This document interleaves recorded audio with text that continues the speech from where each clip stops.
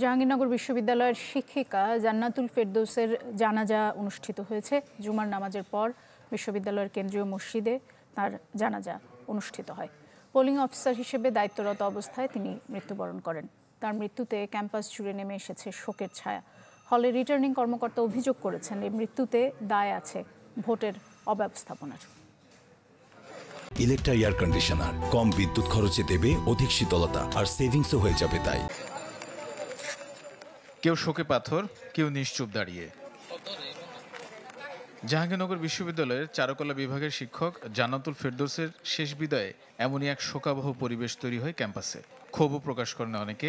নবাব ফয়জুন্নেসা হলে রিটার্নিং কর্মকর্তা অভিযোগ করেন, এই মৃত্যুতে ভোটের অব্যবস্থাপনার দায় আছে।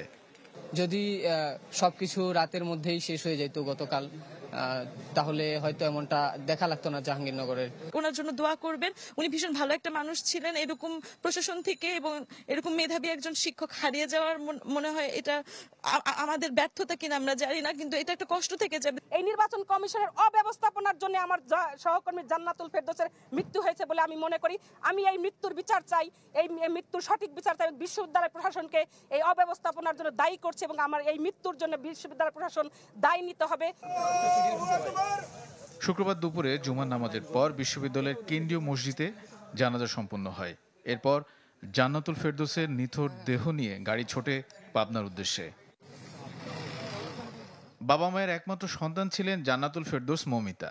মারা যাওয়ার আধা ঘন্টা আগেও কথা হয় বাবার সাথে, কিন্তু এরপরে যে এমন দুঃসংবাদ শুনতে হবে তা কল্পনাতেও ছিল না। তার আধা ঘন্টা থেকে 40 মিনিটের ভিতরে অঘটনটা ঘটে গেল। সামান্য 12,000 ভোট, সেই 12,000 ভোট নিয়ে এত কিছু, এত একজনের প্রাণ চলে যাচ্ছে। জাকসু নির্বাচনে পোলিং এজেন্ট হিসেবে কাজ করছিলেন সহকারী অধ্যাপক জান্নাতুল ফেরদৌস। প্রীতিলতা হলে পোলিং অফিসারের দায়িত্ব পালনের সময় হঠাৎ পড়ে যান। এরপর হাসপাতালে নেওয়া হলেও ফেরানো যায়নি তাকে। তানিম রহমান, চ্যানেল 24।